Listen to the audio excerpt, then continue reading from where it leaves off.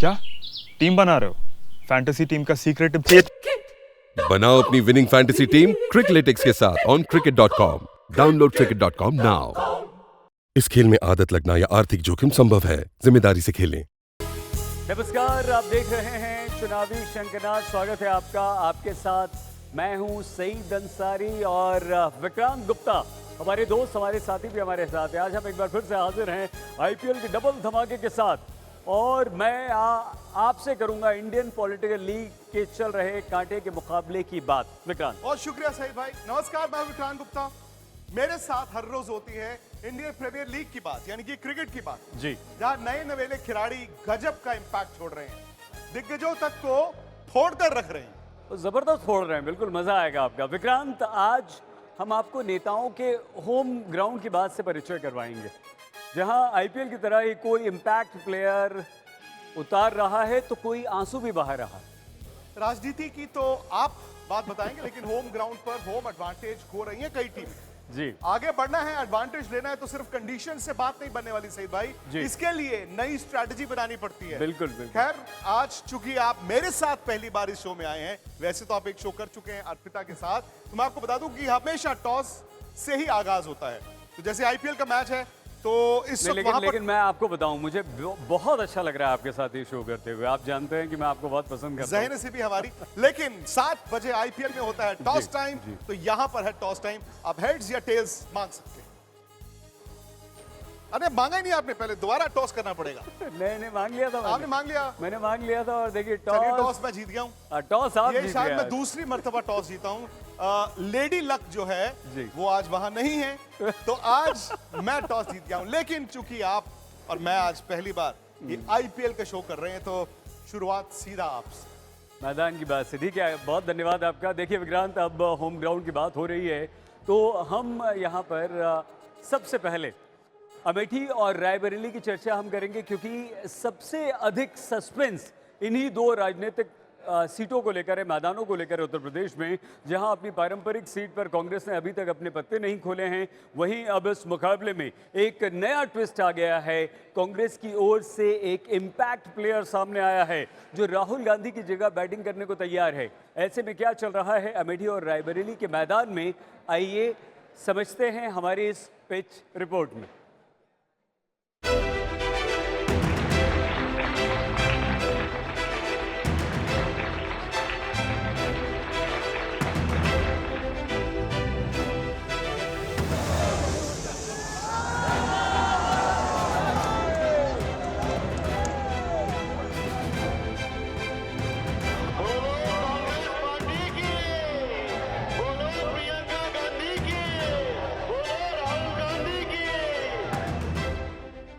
Home ground में हार किसी सदमे से कम नहीं होती। ऐसे में जब दोबारा उस मैदान पर मुकाबले की बात आती है, तो टीम को काफी माथापच्ची करनी होती है, और इस वक्त इसी पेच में फंसी है कांग्रेस पार्टी।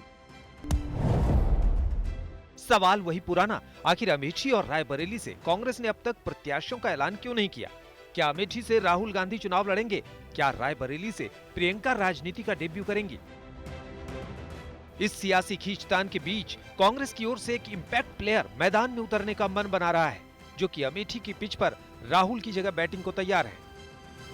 वो चाहते हैं कि गांधी परिवार का कोई भी सदस्य वापस आए, वहाँ वो भारी बहुमत से जिताएंगे। यहाँ तक कि वो मेरे से भी प्रेरणा करते हैं और आशा करते हैं कि मैं वहाँ अपना पहला कदम अगर राजनीति में रखता हूँ और सांसद बनने की सोचता हूं, तो मैं अमेठी को ही। रॉबर्ट वाड्रा की इस गुगली ने अमेठी की लड़ाई को रोमांचक बना दिया है। अब सवाल ये कि अगर राहुल गांधी अमेठी से चुनाव नहीं लड़ेंगे, तो क्या गांधी परिवार अपनी इस पारंपरिक सीट से रॉबर्ट वाड्रा को मैदान में उतारेगा? ये रॉबर्ट वाड्रा का बयान हमने सुना है। उनके बयान से साफ दिख रहा है कि वो चुनाव लड़ना चाहते हैं। अच्छी बात है, गांधी परिवार में अगर वो उनको मौका मिलता है लड़ने का, तो उनको मुबारक हो, जाएं लड़ें, लेकिन जीतेंगी वहाँ स्मृति ईरानी ही। प्रियंका गांधी के पति है। अच्छा है, कांग्रेस पार्टी तय करे, यही पहचान है उनकी, पूरे देश में यही पहचान होगी। मैं नहीं जानता, और मुझे लगता है अमेठी की जनता भी नहीं जानती। क्योंकि अमेठी की बेटी तो वहीं रह रही है, स्मृति ईरानी। अमेठी की जनता उसी को जानती है। राहुल गांधी वायनाड से अपना नामांकन भर चुके हैं, लेकिन वायनाड जाकर स्मृति ईरानी ने एक बार फिर राहुल को अमेठी की याद दिलाई। 50 साल लोगों को लगा अमेठी में भारतीय जनता पार्टी का साधारण कार्यकर्ता नहीं जीत सकता, हम जीते और ऐसा जीते कि विधानसभा के चुनाव में 5 विधानसभा क्षेत्र में हमने कांग्रेस को मात दी और 4 विधानसभा क्षेत्र में कांग्रेस की जमानत सिक्योरिटी डिपॉजिट हमने जब्त करा दी। वैसे राहुल का अमेठी के मैदान में उतरना कांग्रेस के लिए जरूरी और मजबूरी दोनों है। अगर राहुल अमेठी छोड़ते हैं तो इससे यूपी के साथ ही आसपास के दूसरे राज्यों में भी नकारात्मक संदेश जाएगा। यही वजह है कि यूपी के नेता लगातार राहुल से अमेठी में चुनाव लड़ने की अपील कर रहे हैं। ऐसे में सवाल ये भी है कि क्या राहुल गांधी वायनाड में चुनाव होने के बाद अमेठी को लेकर सस्पेंस खत्म करेंगे? वायनाड सीट पर 26 अप्रैल को दूसरे चरण में वोटिंग होनी है, जबकि अमेठी में मतदान 5वें चरण में होगा। 5वें चरण की सीटों पर नामांकन की प्रक्रिया 26 अप्रैल से शुरू होकर 3 मई तक चलेगी, यानी कांग्रेस के पास अभी वक्त है। ऐसे में अमेठी और रायबरेली को लेकर वो जल्दबाजी के मूड में नहीं है। इस बीच रॉबर्ट वाड्रा के बयान ने इस सस्पेंस पे नया ट्विस्ट ला दिया है, जो कांग्रेस के इंपैक्ट प्लेयर बनने का मन बना रहे हैं। आज तक ब्यूरो। सही भाई, एक कहावत है, घर के शेर बाहर ढेर, यानी कि होम एडवांटेज बहुत बड़ी चीज होती है। लेकिन आज की तारीख में होम ग्राउंड में तस्वीर जो है वो बदलती रहती है। बिल्कुल। अब आईपीएल के शुरुआती मुकाबलों में देखें, हर टीम अपने घर पर जीत रही थी, लेकिन जैसे जैसे खेल आगे बढ़ रहा है वहां होम ग्राउंड में जीत अब मुश्किल नजर आ रही है। बिल्कुल सही। पिछले 4 मुकाबलों की बात करें तो होम ग्राउंड में टीम को हार का सामना करना पड़ा है। आप बिल्कुल ठीक कह रहे हैं। ये क्या कहा था आपने, घर में शेर बाहर ढेर। ये बिल्कुल आपकी बात बिल्कुल सही है। वैसे राजनीति के एक और होम ग्राउंड की अगर हम विक्रांत बात करें तो जहां लोकल खिलाड़ी को प्लेइंग टीम से ही बाहर कर दिया गया, और ये मैदान है बिहार का पूर्णिया का मैदान, जिसमें पप्पू यादव ने निर्दलीय नामांकन भर के अपने ही खिलाड़ी को रन आउट करने का मन बना लिया है। ऐसे में टीम पप्पू के इस बाउंसर ने पूर्णिया में इंडिया गठबंधन के पूरे खेल को ही बिगाड़ कर रख दिया।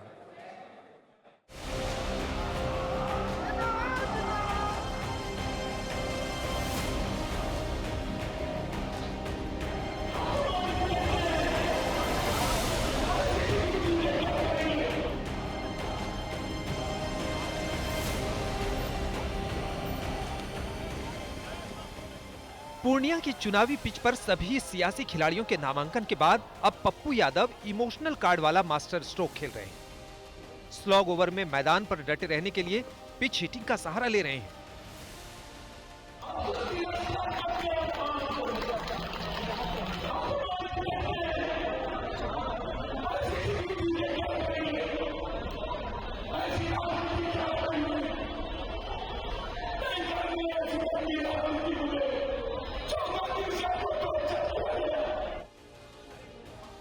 लेकिन मुश्किल यह है कि पप्पू की इस बल्लेबाजी से गठबंधन के ही खिलाड़ी का विकेट खोने का डर है, लिहाजा कांग्रेस अपने ही प्लेयर को विकेट गंवाने के लिए कह रही है। किसी भी उम्मीदवार को इंडिपेंडेंट लड़ने की इजाजत कांग्रेस पार्टी ने नहीं दी है। जो 9 सीट हमको मिला है, 9 सीट पर कांग्रेस लड़ेगी और बाकी 26 सीट पर आरजेडी को समर्थन कांग्रेस देगी। 5 सीट जो वाम दलों को मिला है उस पे कांग्रेस उनको समर्थन देगी। हालांकि पूर्णिया में अब तक चेतावनी बेअसर ही रही है। पप्पू यादव की ओर से उनका बल्ला अपने ही गठबंधन के गेंदबाजों पर बरस रहा है।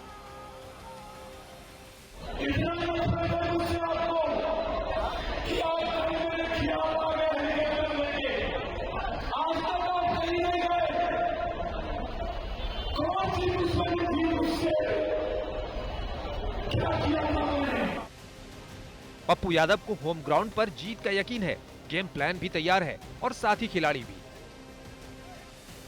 देखिए, अनफॉर्चुनेट है कि वो इंडिया गठबंधन का हिस्सा नहीं है और ये हमारे गठबंधन के लिए अच्छी बात नहीं है।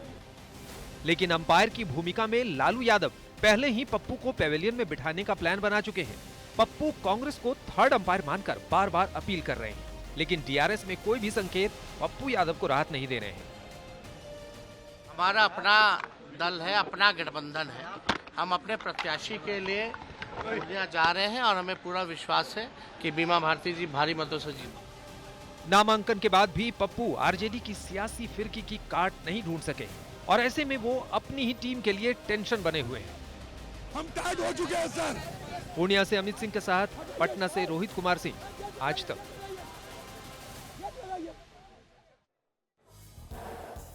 इधर पप्पू यादव को देखिए विक्रांत टिकट नहीं मिला और उधर क्या हुआ कि इंडिया गठबंधन में नए खिलाड़ियों की एंट्री भी हो गई है। नए खिलाड़ी मतलब जहां आज इंडिया गठबंधन में वीआईपी के अध्यक्ष मुकेश सहनी महागठबंधन में शामिल हो गए। आरजेडी ने अपने खाते की 3 सीटें मुकेश सहनी को देने का ऐलान कर दिया है। मुकेश सहनी को गोपालपुर, झंझारपुर और मोतिहारी सीट दी गई। आप जो देख रहे हैं, जो तस्वीर कैद कर रहे हैं, वो बिहार की राजनीति में एक महत्वपूर्ण चित्र और एक महत्वपूर्ण राजनीतिक तौर पर काफी मजबूत गठबंधन और बिहार के राजनीति के भविष्य को लेकर के। कमाल की बात है वैसे सईद भाई, क्रिकेट में भी ऐसे ही होता है। खिलाड़ी कहते हैं यार मैं एक और वर्ल्ड कप खेलूंगा, यहाँ पर खिलाड़ी कहते हैं यार एक बार फिर मैं संसद जाऊंगा। लेकिन सियासत की बात हो या फिर आईपीएल की हो, खिलाड़ी जो है वो टीम भी बदलते हैं। कुछ नए चेहरे हीरो बन जाते हैं और कुछ बड़े चेहरे फ्लॉप हो जाते हैं, जिसके बाद उनको टीम में शामिल करने वाली टीम जो है वो के किस्से इतिहास में दर्ज हो जाते हैं। दरअसल आप कल रात के मुकाबले की बात करें, शशांक सिंह नाम आपने शायद सुना नहीं था इससे पहले, लेकिन कल रात गुजरात के खिलाफ पंजाब को उन्होंने मैच जिताया। एक वक्त ऐसा लगा कि पंजाब तो हार गया, फिर आए शशांक सिंह क्रीज पर। 29 गेंदों में उन्होंने 61 रन की ये पारी खेली, नाबाद पारी थी। आखिर में जाकर विनिंग हिट भी लगाई और शशांक का जो स्ट्राइक रेट था वो था 210 से अरे ज्यादा। गजब, बहुत शानदार। शशांक वही खिलाड़ी हैं सईद भाई जिन्हें पंजाब ने ऑक्शन में खरीदा था, मगर खरीदने के बाद ही इन्होंने कह दिया था ओह गलती हो गई, मिस्टेकन आइडेंटिटी। हम तो किसी और शशांक को खरीदना चाहते थे, लेकिन चलिए ठीक है। लेकिन इसे कहते हैं ना जवाब देना। नहीं, इसे कहते हैं तकदीर। अच्छा, उसी शशांक की तकदीर में लिखा था पंजाब को जिताना, और 20 लाख रुपए में इस खिलाड़ी ने एकदम सही काम करके दिखाया।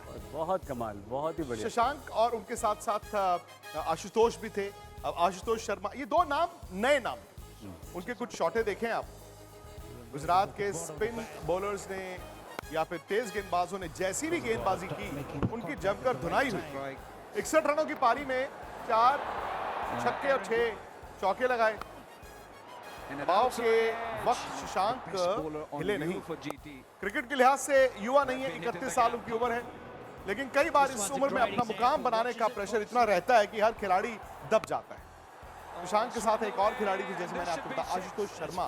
उन्होंने भी इंपैक्ट छोड़ा, इंपैक्ट खिलाड़ी के तौर पर आए। 17 गेंद में 31 रन बनाए।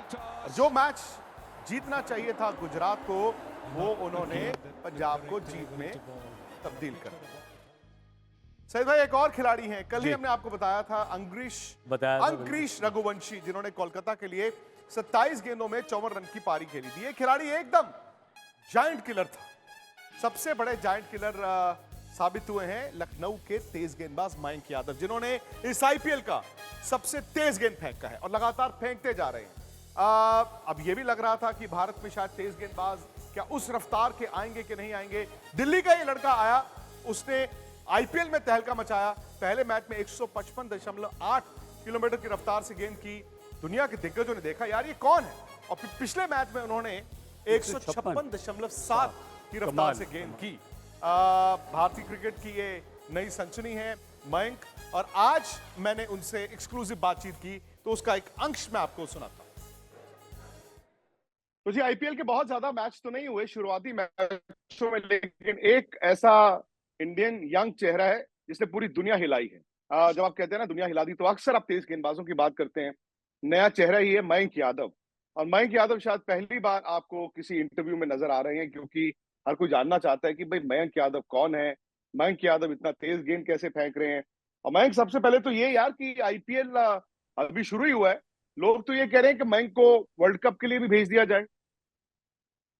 थिंक सर उसमें तो मेरा कोई कमेंट्स नहीं है, लेकिन परफॉर्मेंस अच्छी हो रही है, बस उसकी ज़्यादा खुशी है अभी तक तो, और ज़्यादातर फोकस अभी अपकमिंग मैचेस पे ही है। मैंने मयंक आपकी पूरी स्टोरी पढ़ी। आप दिल्ली में खेलते थे, अचानक से अंडर 19 आप खेलने गए, वहां से उन्होंने कहा यार ये तो बड़ा तेज डालता है। बट अक्सर इंडिया में ना तेज गेंदबाज कम ही होते हैं, ऐसा क्या हुआ? आप अपनी अगर जर्नी को थोड़ा समराइज करें, यार आप आज इतना तेज गेंद फेंक रहे हैं, वो भी 21 साल की उम्र में, क्योंकि कहते हैं कि फास्ट बॉलिंग का जो पीक है वो 22 से 24 होता है। सर आई थिंक ये नेचुरल एबिलिटी है मेरे में कि मैं बहुत ही यंग एज से ही अच्छा पेस कर पा रहा था। और अगर देखूँ तो जो एक फास्ट बॉलर्स की में की होती है तेज बॉल डालने की, वो आई थिंक मेरे में बचपन से थी। तो उस चीज़ को ही मतलब मैंने अभी तक ग्रूम करा है बस। और मतलब मैं ये हेल्पफुल हूँ कि आसपास मेरे को हमेशा वो लोग मिले जो मुझे वो चीज़ें बताते थे कि मेरे में क्या अच्छा है और क्या बुरा है। तो उन चीज़ों को मैं काम कर पाया खुद पे, और आई थिंक उसी का ही रिजल्ट है। अच्छा, जब आप इतना तेज गेंद फेंकते हैं और अचानक से ये बात आती है कि इस साल का आईपीएल का रिकॉर्ड आपके नाम 156.7, तो फिर अंदर से अर्ज आती है कि और तेज डालूं, क्योंकि फास्ट बॉलिंग चीज ही ऐसी है ना, जो मैदान में भी दर्शकों को कहती है कि खड़े होके हमें हमारे लिए तालियां बजाओ। क्या खुद के अंदर वो थिएट्रिकल फीलिंग आती है? नहीं सर, उससे में ऐसा कोई थॉट नहीं आता कि और तेज डालूं या स्पीडोमीटर में नंबर्स के लिए बॉल डालूं। मेरे हिसाब से मेरा फोकस बस ये रहता है कि जितना अच्छा हो सके उतना अच्छे लेंथ पे, और मतलब जितना डिफिकल्ट हो सके बैट्समैन को वो डालूं, और सारा जो हम प्लान्स करते हैं मैच से पहले वो ही प्लान्स बस टिक रहो। विक्रांत, कमाल कर दिया आपने, आज इतने बढ़िया बढ़िया नए नए खिलाड़ियों से मिलवा दिया। लेकिन मयंक के बारे में हम पूछना चाहते हैं, वर्ल्ड कप में देखते हैं आप? वैसे तो नहीं, लेकिन जैसे एक वाइल्ड कार्ड एंट्री आ जाती है ना, लोकसभा की टिकट अचानक से किसी को मिल जाती है और वो कैंडिडेट जीत जाता है जी। तो मेरा ये मानना है अगर वो तेज गेंद करते रहे, 14 मैच अपनी टीम के लिए खेले, उनको आप देख सकते। उम्मीद करते हैं हमें आना चाहिए ना, ठीक है। अननोन कमोडिटी है ना, तो बिल्कुल सही बात है। तो देखिए, एक प्लेयर मैच में असर जरूर डालता है, जैसे मयंक डाल रहे हैं, लेकिन क्रिकेट टीम वर्क का खेल है, अकेले नहीं। ऐसे में टीम की मुकाबले को लेकर रणनीति बहुत महत्वपूर्ण हो जाती है, और बिल्कुल वैसे ही राजनीति में चुनावी मुद्दे मुकाबले का परिणाम तय करते हैं। और अपने मुद्दों को लेकर आज कांग्रेस जनता के बीच पहुंची। लोकसभा चुनाव के लिए कांग्रेस ने 48 पेज का अपना घोषणा पत्र जारी कर दिया है। दिल्ली में कांग्रेस मुख्यालय में सोनिया गांधी, राहुल गांधी, खड़गे, मल्लिकार्जुन खड़गे और मैनिफेस्टो कमेटी के अध्यक्ष पी चिदम्बरम ने 5 न्याय 25 गारंटी का ऐलान किया, जिसके साथ ही सरकार के विरुद्ध कांग्रेस ने अपने एजेंडे की रणनीति आज तय कर दी। नरेंद्र मोदी जी ने आज नहीं तो कल ऑपोजिशन को पूरी chargesheet, proof sheet electoral bonds के थ्रू पकड़ा दी है। इसीलिए थोड़ा टेरर हो रहा है उनको, इसीलिए नंबर निकला है 400 पार। इसलिए ये महाराष्ट्र में हमारे नेता ले जा रहे हैं, हरियाणा में सब जगह हमारे नेता ले जा रहे हैं, क्योंकि उनको लग रहा है कि भैया अगर 400 पार नहीं 180 हो गई, 160 हो गई, 140 हो गई तो नैया पार हो जाएगी। अब बीजेपी का तो ऐसा है, चंदा दो धंधा लो, चंदा दो धंधा लो, कॉन्ट्रैक्ट लो, पैसे दो। तो कांग्रेस ने गारंटी दे दी 25, आज के मुकाबले में आपकी गारंटी? देखिए, हैदराबाद जबरदस्त टीम है, लेकिन अगर आज वो मुकाबला चेन्नई से हार गए तो फिर टॉप 4 ना उनसे बहुत दूर चले जाएगा। और मैं टीम तो देख नहीं पाया 11 कौन सी खेल रही है, लेकिन मयंक यादव ने जो आज किया, 2 साल पहले उमरान मलिक ने किया था। लेकिन आज क्या हैदराबाद उमरान मलिक को खिलाएगा, रिस्क लेगा, वो देखेंगे। ठीक है, खैर मैच शुरू होने वाला है। और सही भाई, आप जानते हैं जब वक्फा होता है तो हम स्पोर्ट्स तक पर जाते हैं, मैच के बाद भी जाते हैं। आपको भी आज हमारे साथ वहीं पर आना है। ठीक है, तो विक्रांत गुप्ता और हमें दीजिए आज्ञा। आप प्लीज अपना बहुत ख्याल रखिएगा, देखते रहिए आज तक। मैच से जुड़े आपके हर सवाल का हम देंगे जवाब। जानने के लिए हर update, live analysis, special interviews, download कीजिए स्पोर्ट्स तक ऐप।